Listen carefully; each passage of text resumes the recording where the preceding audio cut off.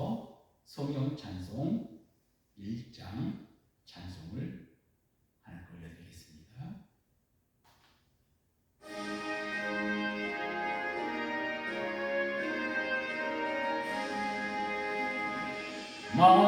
만복의 근원 하나님 온 백성 찬송 드리고 저 천사여 찬송하세 찬송 성부 성자 성령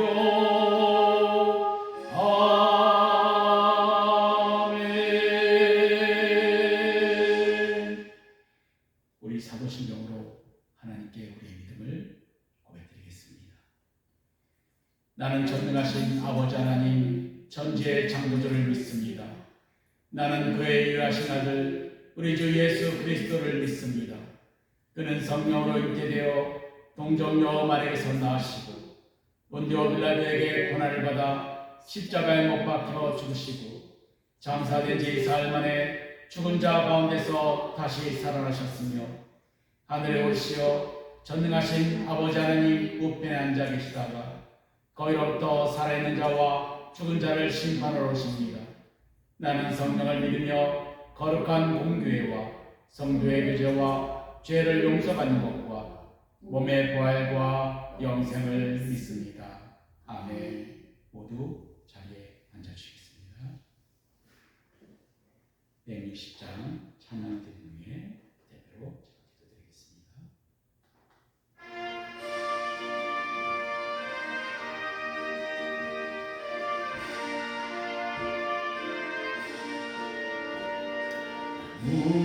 무덤에 머물러 예수 내 구주 새벽 깨달았네 예수 내 주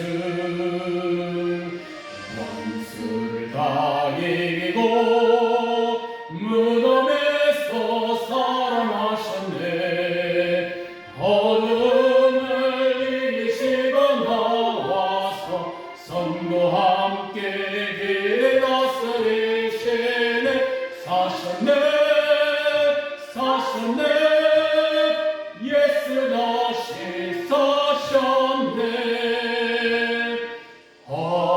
헛되이 지키네 예수 내 구주 헛되이 공하네 예수 내 주 원수를 다 이기고 무덤에서 살아나셨네 어둠을 이기시고 나와서 성도와 함께 길 다스리시네 사셨네 예수 다시 사셨네 거미 못 가두네 예수 내 구주 우리를 살리네 예수 내 주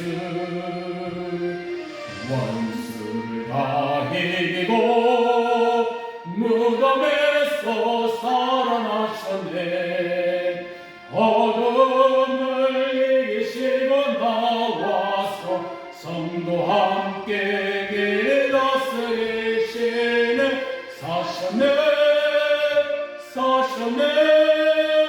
예수 다시 사셨네 아멘. 기도하겠습니다. 끝없으신 사랑과 자비로 우리들의 기도를 들으신 하나님에 계신 우리 아버지 그 크신 사랑과 은혜를 찬양합니다. 지난 한 주간도 세상의 거친 풍파 속에서 우리를 눈동자같이 지켜주시고 오늘 거룩한 주일 아침에 부활의 기쁨을 가슴에 품고 예배의 자리로 불러주심에 감사를 드립니다. 사랑의 주님, 지난 한 주간 우리들의 삶을 돌이켜봅니다.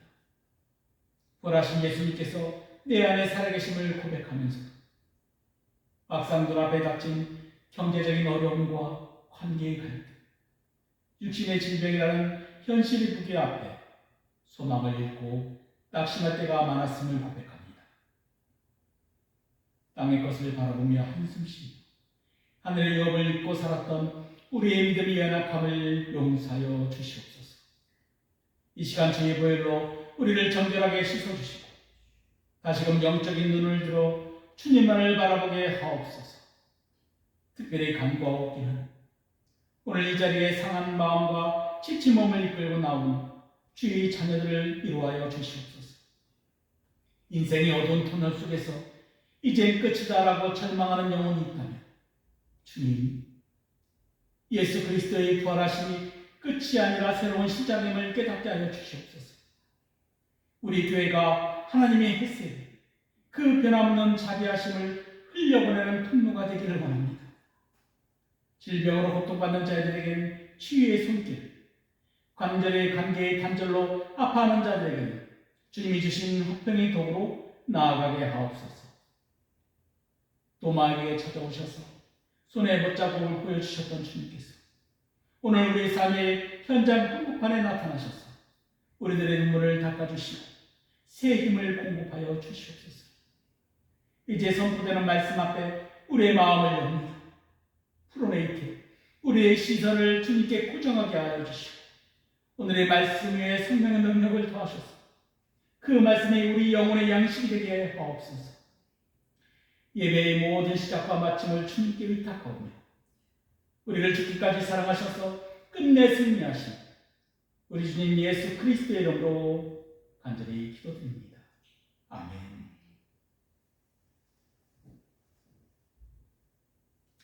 교회 소식을 드리겠습니다. 오늘 예배에 참석하신 성도님들을 예수 그리스도 이름으로 환영하고 축복합니다. 오늘은 부활의 제2주입니다. 모두 일어나셔서 오늘 주신 하나님의 말씀을 받으시기 바랍니다. 오늘의 말씀은 베드로전서 1장 3절에서 9절의 말씀입니다.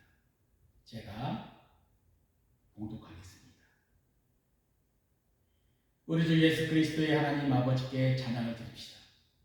하나님께서는 그 크신 자비로 우리를 새로 태어나게 하셨습니다.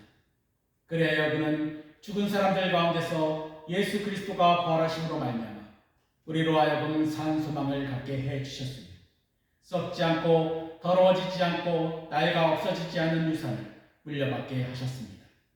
이 유산은 여러분을 위하여 하늘에 간직되어 있습니다. 하나님께서는 여러분의 믿음을 보시고 그의 능력으로 여러분을 보호해 주시며 마지막 때에 나타나기를 되어 있는 구원을 얻게 해 주십니다. 그러므로 여러분이 지금 잠시 동안 여러 가지 시련 속에서 어쩔 수 없이 슬픔을 당하게 되었다 하더라도 기뻐하십시오. 하나님께서는 여러분의 믿음을 단련하셔서 불로 단련하지만 결국 없어지고 마는 금보다 더 귀한 것이 되게 하시며 예수 그리스도께서 나타나실 때 여러분에게 칭찬과 영광과 존귀를 얻게 해주십니다. 여러분은 그리스도를 본 일이 없으면서도 사랑하며 지금 그를 보지 못하면서도 믿으며 말로 다 표현할 수 없는 즐거움과 영광을 누리면서 기뻐하고 있습니다. 여러분은 믿음의 목표, 곧 여러분의 영혼의 구원을 받고 있는 것입니다. 아멘. 오늘 주신 주님의 말씀입니다. 모두 앉아주시겠습니다. 오늘의 주제의 말씀은 끝이 아니라 시작입니다. 부활. 우리 삶의 산 소망이 되라는 말씀으로 여러분께 전하려고 합니다. 할렐루야. 죽음을 이기시고 승리하셔서 우리들에게 산 소망이 되신 주 예수 그리스도의 부활하심을 오늘도 선포합니다. 오늘 이 아침 우리 옆에 계신 분들과 우리 마음의 중심을 담아 한번 인사를 나누어 보겠습니다. 예수님은 우리 안에 살아계십니다. 예수님은 우리 안에 살아계십니다. 그분은 우리의 산 소망이 되십니다. 그분은 우리에게 산 소망이 되십니다. 아멘. 사랑하는 성도 여러분, 오늘 우리는 끝이 아니라 시작이라는 주제의 말씀을 오늘 나눠보려고 합니다. 지난주 우리는 참으로 영광스러운 부활의 주일을 보냈지요. 부활절의 한 주간 지난 오늘도 여전히 우리의 마음은 부활의 기쁨 속에 머물러 있습니다. 그러나 동시에 우리는 부활의 주일 예배를 마친 후에 문을 나서는 순간 다시 현실의 무게를 짊어지게 됩니다. 바로 땅을 바라보는 삶처럼 마치 빈 무덤에서 두려움과 걱정으로 떨고 있었던 여인들처럼 우리들의 염려와 걱정은 날로 새로워지는 것 같습니다. 그러나 부활하신 예수 그리스도를 만난 그리스도인들은 새로운 소망으로 거듭났습니다. 그런 부활의 증인들이 전하는 말을 믿고 예수님의 부활을 고백하는 사람들의 실제적인 삶에서 부활신앙은 어떻게 적용되고 있었을까요? 분명 우리들은 죄를 위하여 예수님께서 친히 십자가에서 죽으시고 부활하신 사건은 우리들의 신앙과 믿음이 되었습니다. 또한 이 부활신앙은 우리들의 삶에 창조적이고 선한 영향을 끊임없이 미치고 있습니다. 그래서 날마다의 삶에서 예수 그리스도를 항상 바라보고 생각함으로 깊은 주님과의 연합함, 곧 동행을 하고 있는 것이죠. 믿음의 공동체 안에서 매주 드려지는 예배가 바로 이 깊어진 연합을 통해 주님과 한 몸이 되었음을 기뻐하고 감사하며 우리들의 살아있는 소망이 되었습니다. 그리고 그 증거가 바로 세례와 성찬이죠. 이 사크라멘트 성례절을 허락하신 주님과 한 몸을 이루어 이 세상에서 부활의 증인자가 되었음을 감사하며 찬양을 하나님께 올려드립니다. 그리고 그 고백이 바로 히브리서 3장 1절 말씀. 우리의 신앙의 사도이며 대제사장이신 예수님을 생각하라고 말씀하신 후에 12장 2절에 있는 믿음의 창시자여 완성자이신 예수님을 바라봅시다. 그는 자기 앞에 놓여 있는 기쁨을 내다보시고 부끄러움을 마음에 두지 않으시고 십자가를 참으셨습니다. 그리하여 그는 하나님 보좌 오른쪽에 앉으셨습니다. 이것이 지난주에 말씀드린 너희는 계속 위의 것을 생각하라. 곧 헬라어 프로메이테입니다.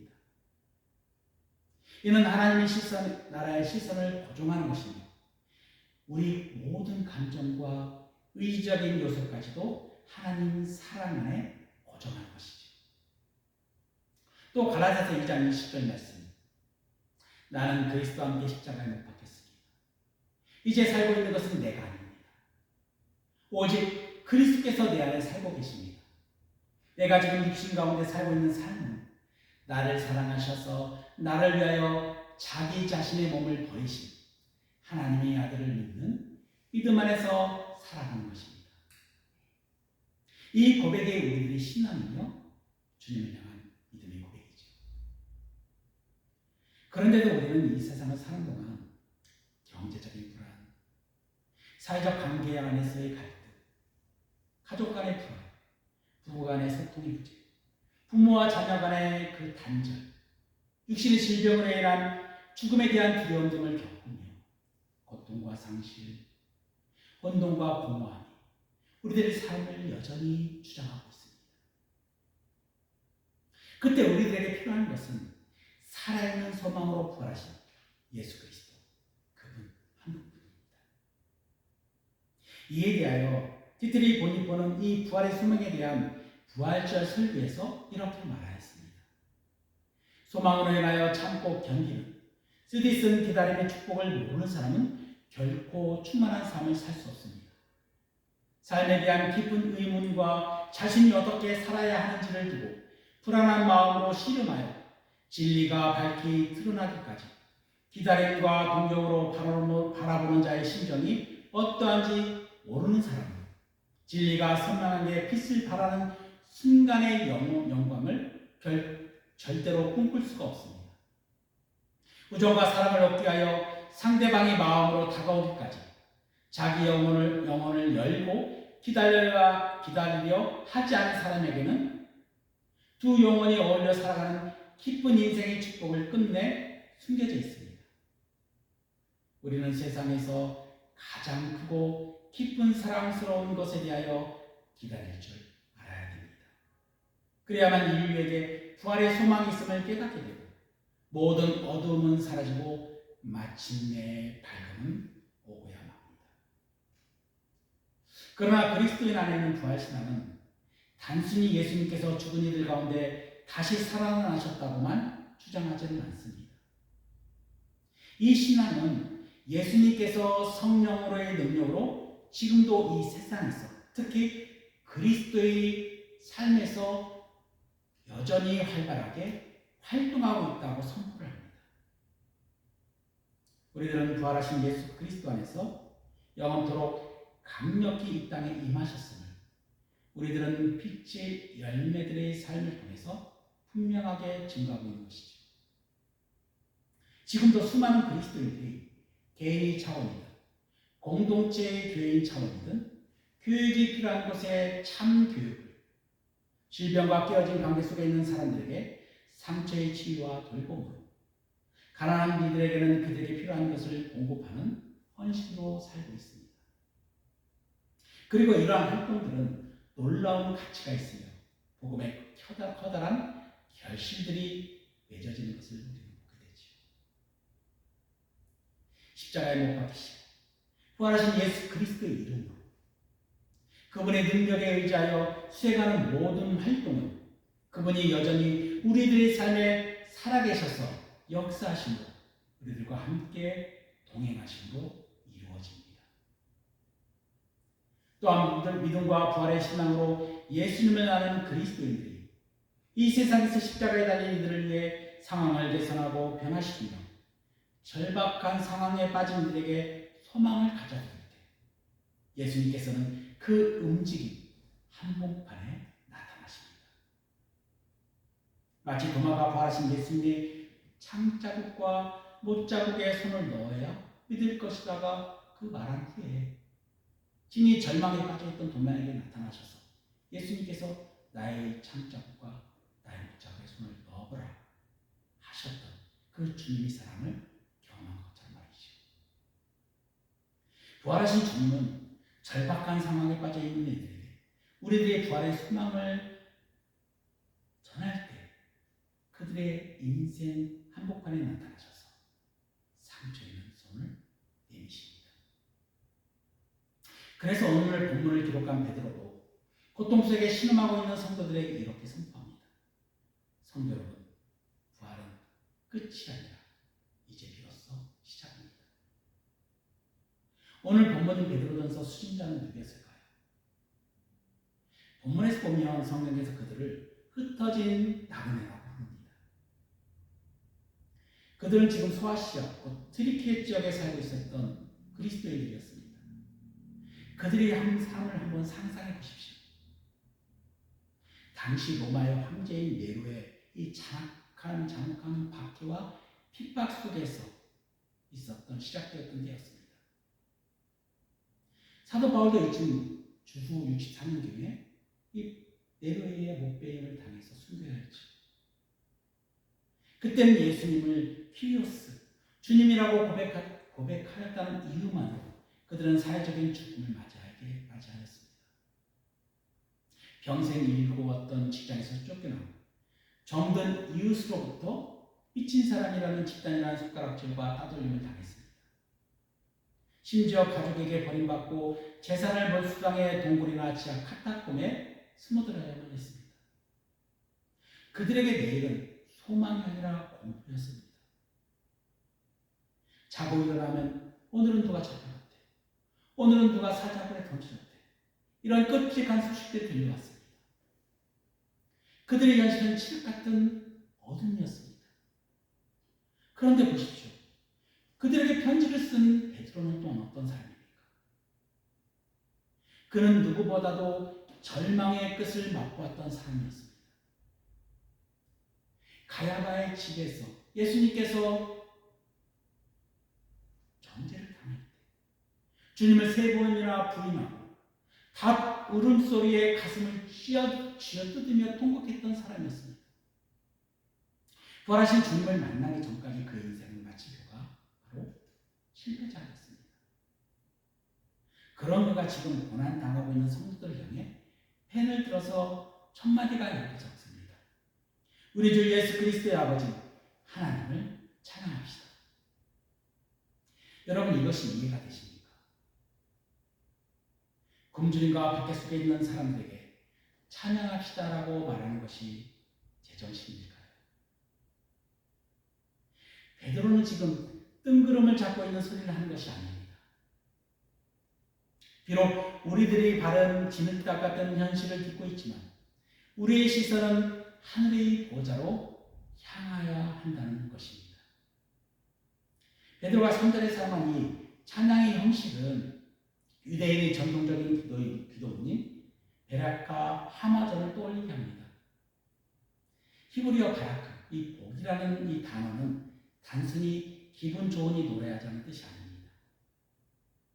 이것은 기억의 행위입니다. 하나님, 지금 내 상황은 도저히 찬양할 수 없습니다.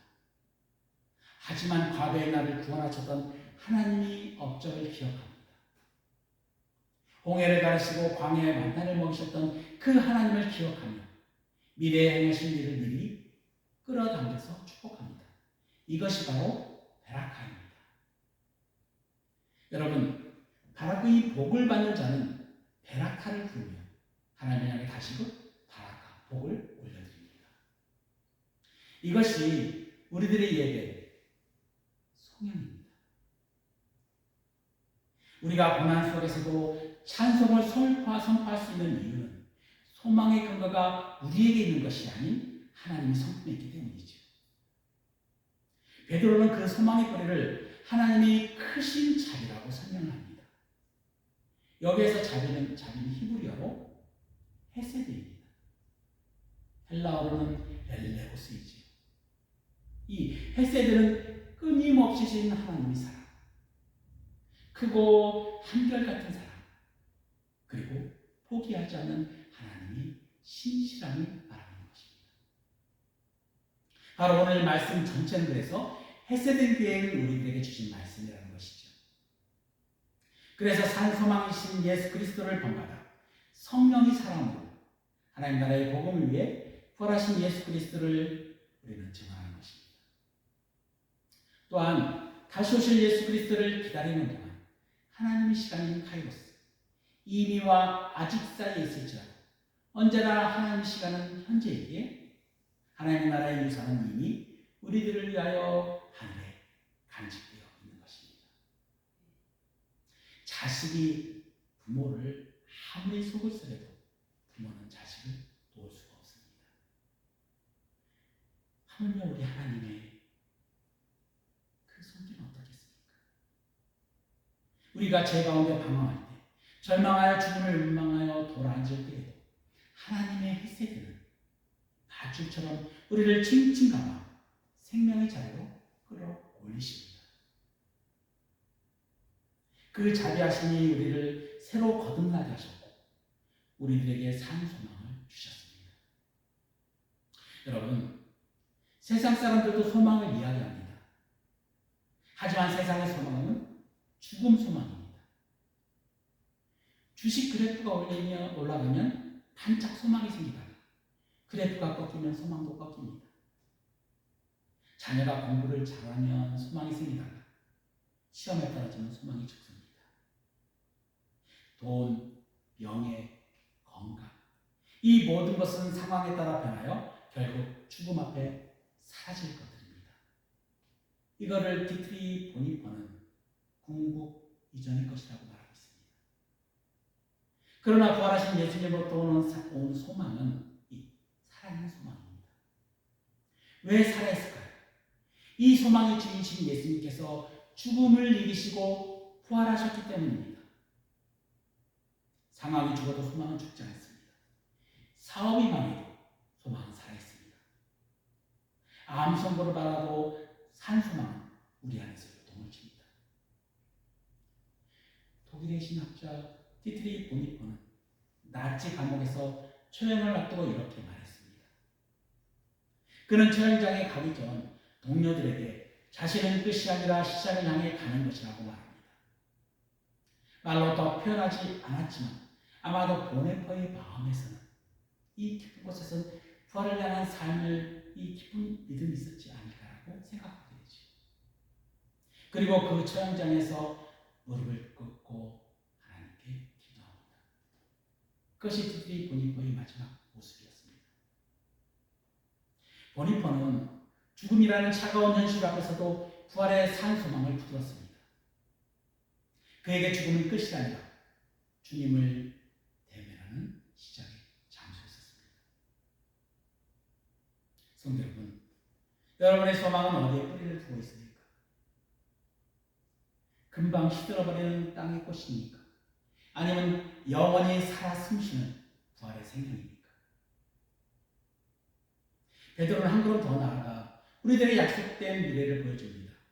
4절이죠.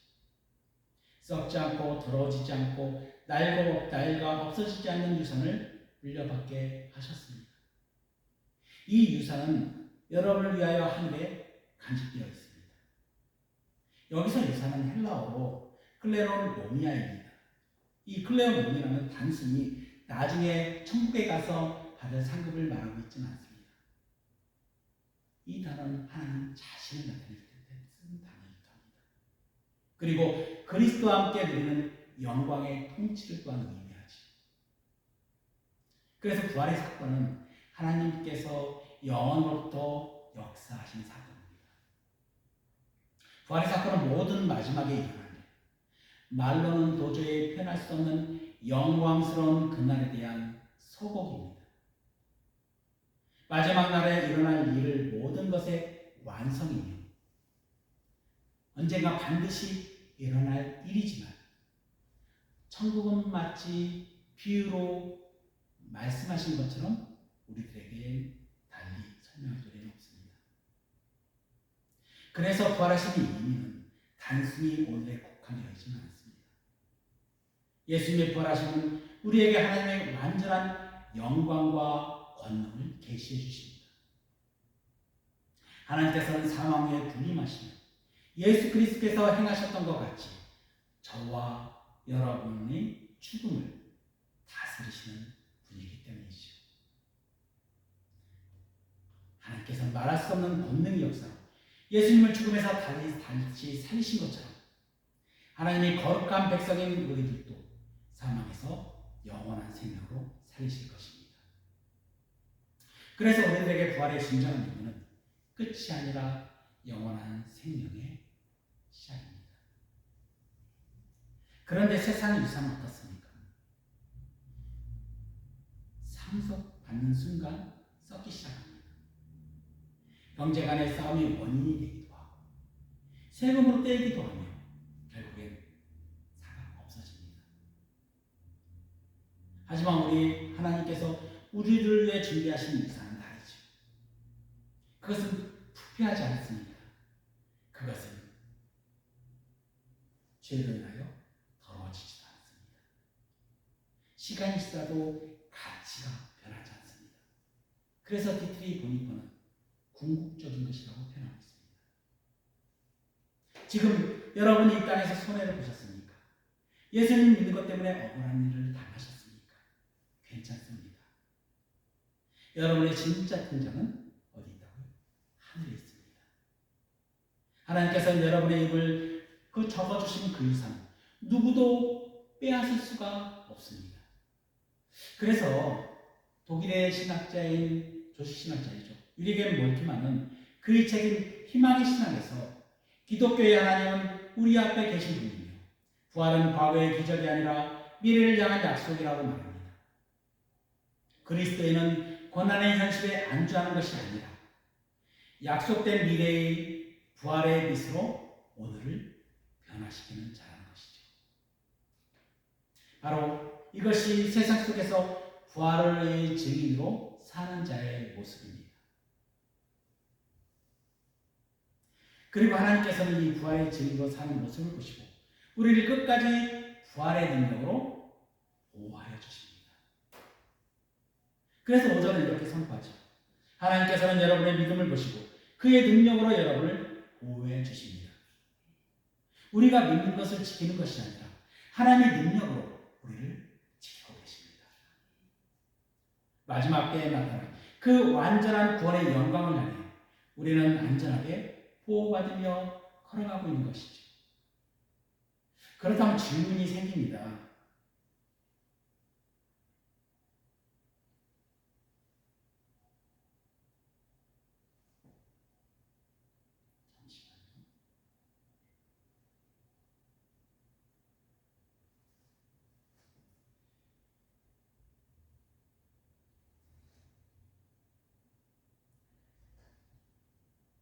하나님은 우리를 보호하신다는데 왜 우리에게는 그 삶에서 여러 가지 시련이 우리에게 닥쳐올까요?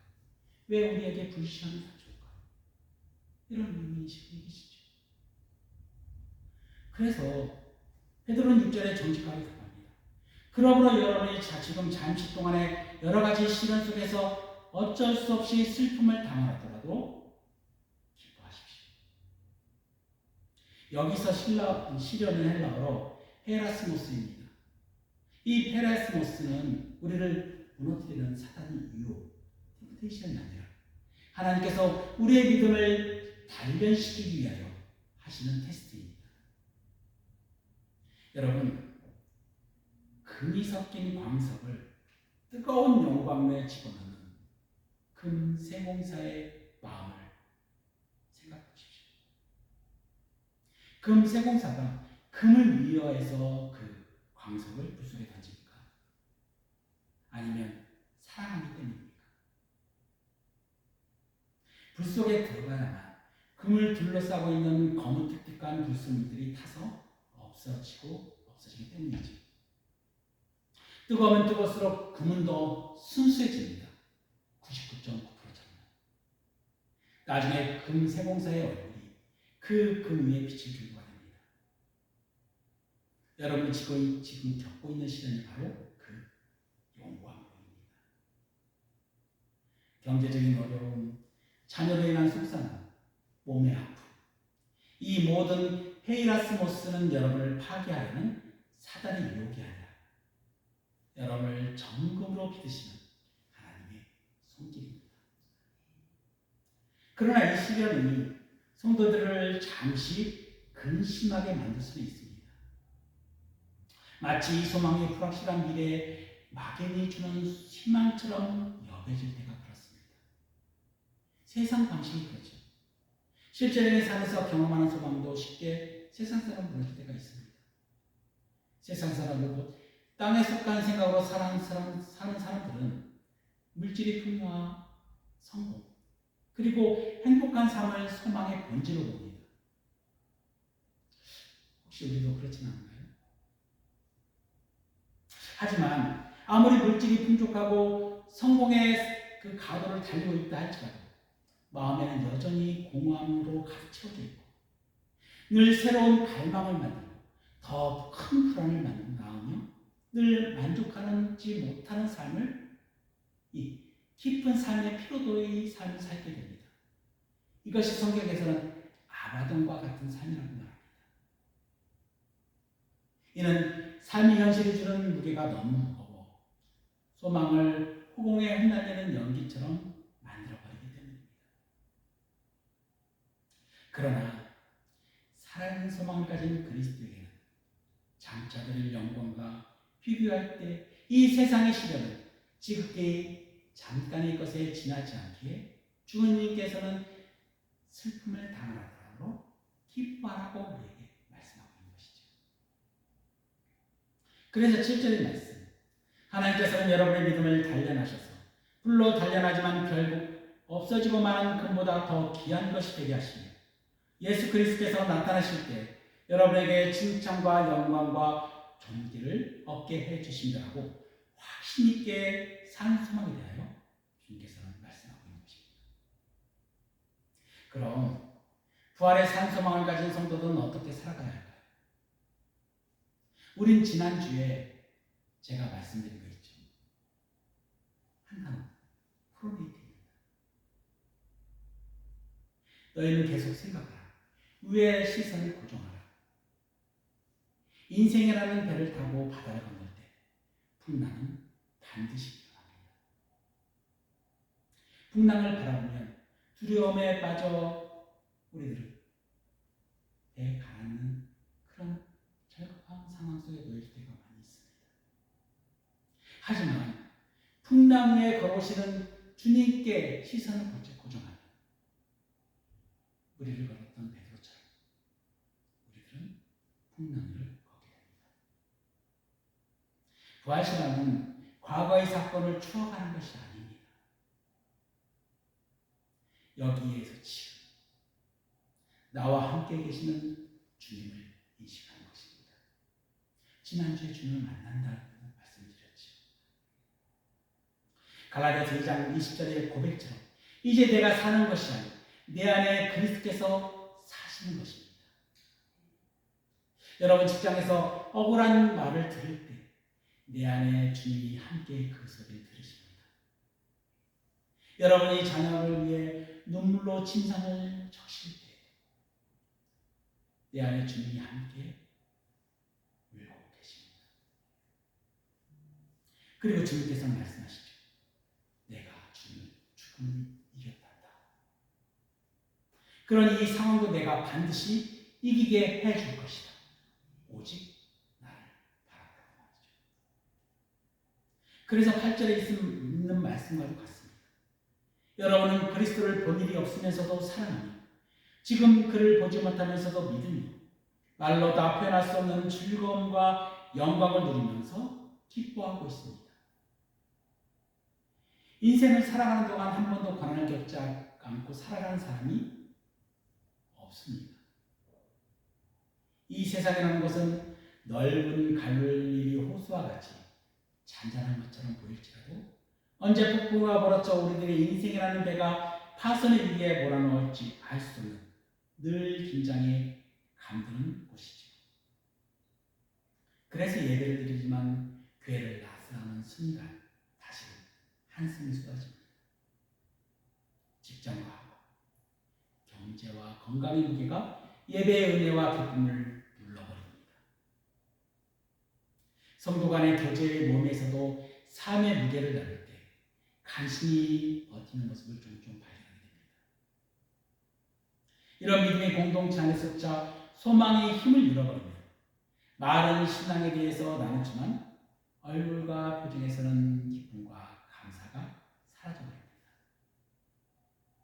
그러나 부활하신 주님이 주시는 이 산소망이 우리 안에서 살아 역사할 때 우리의 얼굴과 표정은 살아나고 절망의 말은 소망으로 가득 찬 믿음의 고백으로 바뀌어 버립니다. 이 믿음의 고백은 구원이라는 다름입니다. 바로 부활하신 예수 그리스도의 이름이죠. 그래서 우리들의 인생의 목표는 부활하신 예수 그리스도와 연합함을 통해 부활의 능력으로 사는 것입니다. 그래서 9절에 여러분의 믿음의 목표, 곧 여러분의 영혼의 구원을 받고 있는 것인가라고 담대히 선언하고 있는 것입니다. 이로부터 물과 성령으로 거듭나게 하시는 예수 그리스도, 곧 내 안에 임하신 성령님을 통해서 이루어지죠. 그리스도를 믿는 모두에게 죽음은 끝이 아니라 그래서 영원한 생명의 시작입니다. 바로 부활하신 예수 그리스도를 통해서 말이죠. 그러므로 상소망을 붙들기 위해서는 먼저 우리 자신이 물과 성령으로 거듭나야 하는 것입니다. 그리고 주님 안에 있음으로 인하여 새로운 창조가 일어나 우리는 새로운 피조물이 되는 것입니다.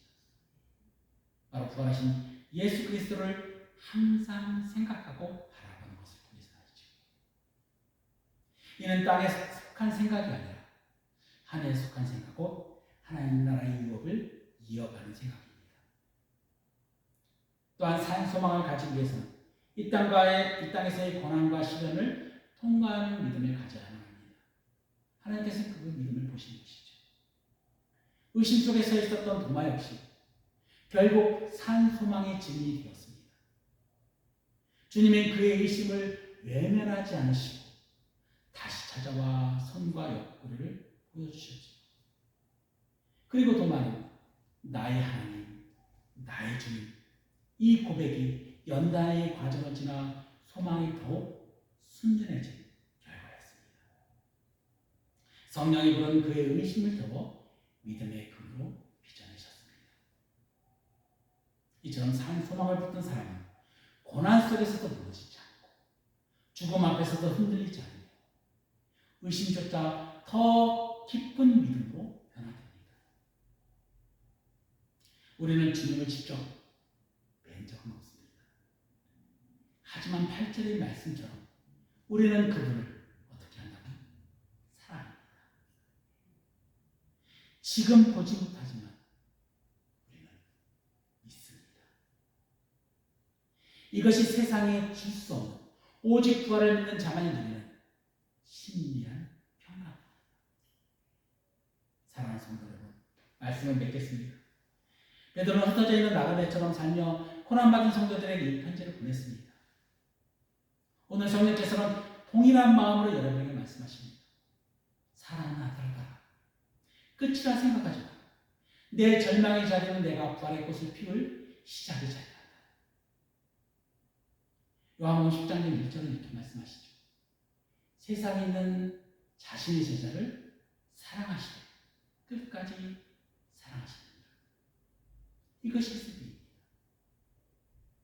성령님 우리 안에 오셔서 우리의 믿음을 정금같이 단련하고 계십니다. 그러므로 이제 기지개를 잡시다. 고개를 드십시오. 여러분 가정에서 일터에서 부활의 산 소망을 드러내십시오. 여러분의 절망 속에서 미소를 지을 때, 기뻐할 때 세상 사람들은 모를 것입니다. 당신은 어떻게 그 상황에서 그렇게 편안할 수 있습니까? 그때 여러분이 대답하십시오. 나의 주님이 내 안에 살아계시기 때문입니다. 부활은 나의 모든 삶의 시작이기 때문입니다. 그리고 나의 산 소망이 되기 때문입니다. 부활하신 주님께서 세상 끝날까지 여러분과 함께 하실 것입니다. 여러분의 눈물을 닦아주시고 꺾여있는 무릎을 일으켜 세워주실 것입니다. 우리는 이제 영원한 하나님 나라의 시민권자로 부활의 산 증인으로 당당히 살아갈 것입니다. 오늘 이 아침 우리 모두의 심령 가운데 이 산 소망이 불같이 일어나게 되시길 예수 그리스도 이름으로 축원합니다. 오늘 본문 말씀에 잘 맞는 찬양이 있습니다. 오늘 여러분 말씀드렸죠. 디트리 보니까 이 옥중서신이라는 책에서 마지막 자신의 가족과 약혼자인 마리에게 보내는 편지, 그 시인 선한 힘들에 관하여라는 이 글이 있습니다. 나중에는 그때 전해지지 않고 1963년도에 그것이 발표되게 되죠. 그것을 우리나라에서 각색한 CCM 찬송이 바로 선한 능력이라는 찬송입니다. 목된 매우 때 선하님은 극한 상황 속에서도 우리를 보호하시는 신실하신 하나님의 사랑이죠. 그 사랑을 믿고 선한 삶을 실천하는 내면의 의지로 다가올 죽음이 두려움 속에서도 하나님에 대한 믿음을 잃지 않고 새롭게 시작될 부활의 능력으로 편안하게 평온하게 죽음을 맞이하겠다는 신앙적 믿음의 고백입니다. 오늘 이 찬양 함께 부르며 그 당시 나치 정권에 저항하다 처형이 되기 전 바로 마지막 그의 심정과 믿음의 고백, 조금 전에 말씀드렸죠. 그 고백도 하나님께 여러분의 믿음의 고백으로 바꿔서 함께 이 찬양을 부르시겠습니다. 주 서양 선한 능력으로. 주 선한 능력으로 하시네 그 크신 팔로 날 붙드시네 절망 속에도 흔들리지 않고 사랑하는 주 얼굴 구하리 선한 능력으로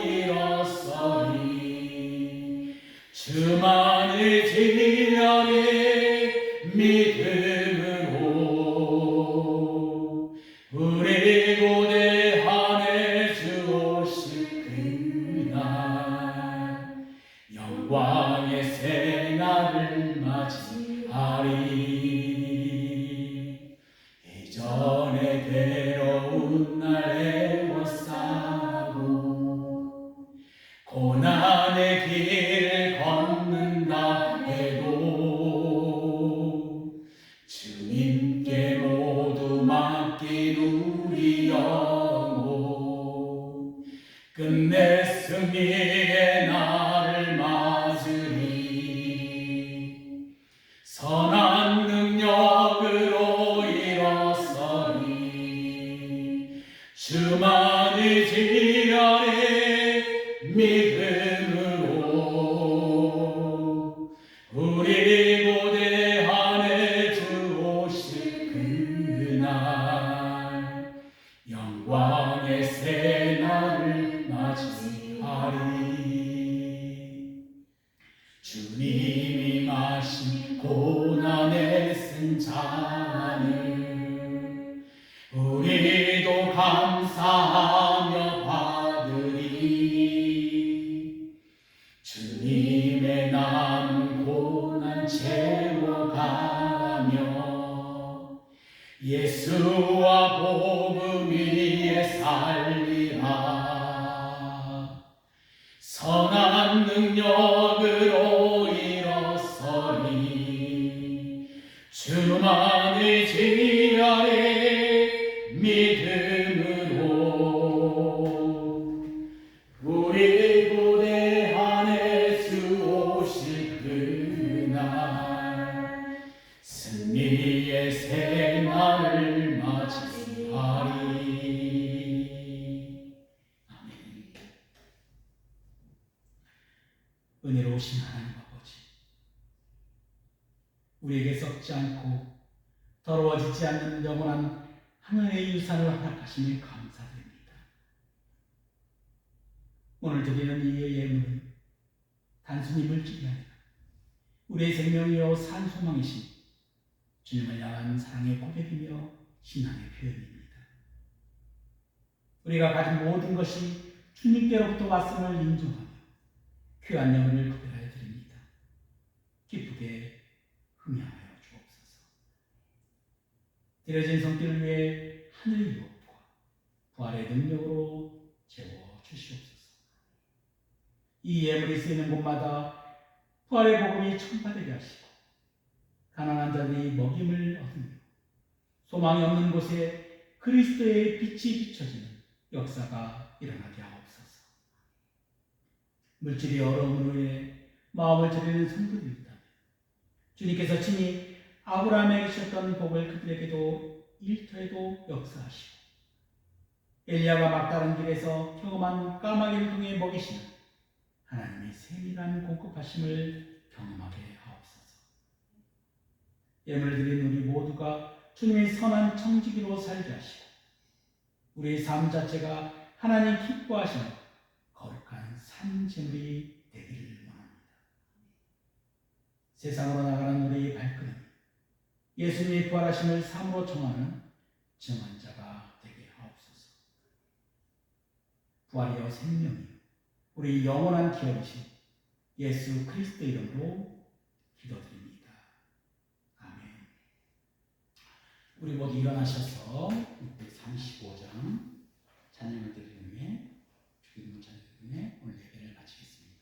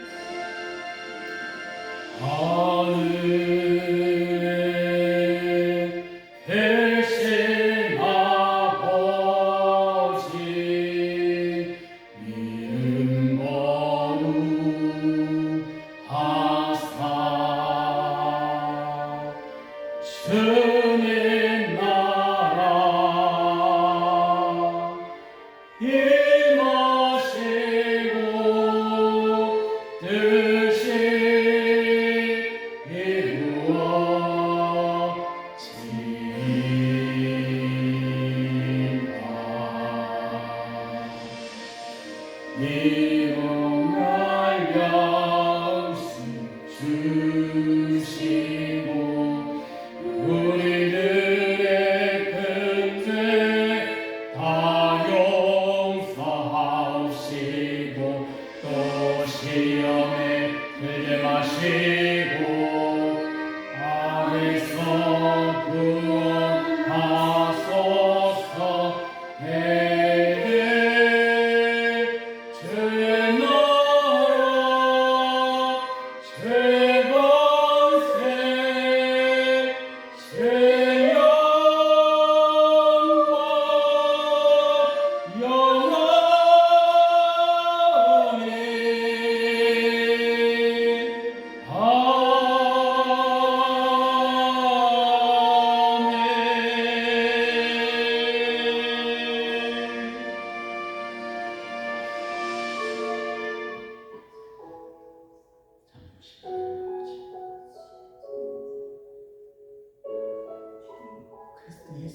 모든 죄들에게 하나님의 영원한 생명을 얻게 되셨습니다.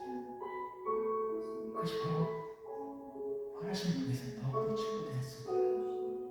예수님 부활하신 다시 살아나신 끝이 아니라 시작입니다. 또한 그 시작을 통해서 하늘의 영광 그것을 또 저희에게 허락하셨습니다. 땅끝을 바라보는 것이 아니라 하늘을 바라보며 프로메이테 위의 것을 항상 생각하고 예수 그리스도를 항상 바라보는 제 모든 마음을 되게 하여 주옵소서. 그래 날마다 예수님의 부활하심을 예배 때마다 선포하게 하여 주시고 예배를 통한 주님과의 깊은 만남 속에 더욱더 진실한 주님과의 진실한 교제가 있게 하여 주옵소서. 그리 하실 주님께 감사드립니다. 또한 세상에 나가 그리스도의